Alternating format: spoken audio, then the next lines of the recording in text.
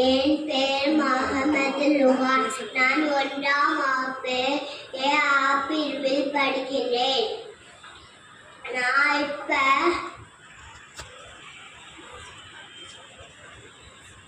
பற்றி பேச போகிறேன்.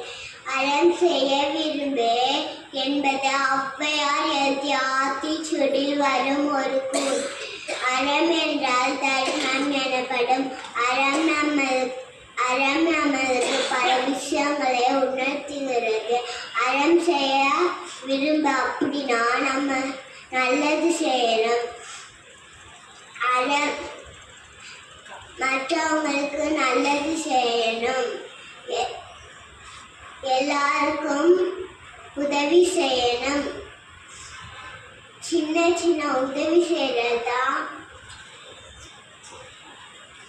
அறம் செய்ய விரும்பு. எல்லாரும் இப்படி இருந்தா இந்த உலகமே அழகா இருக்கும். நன்றி, வணக்கம்.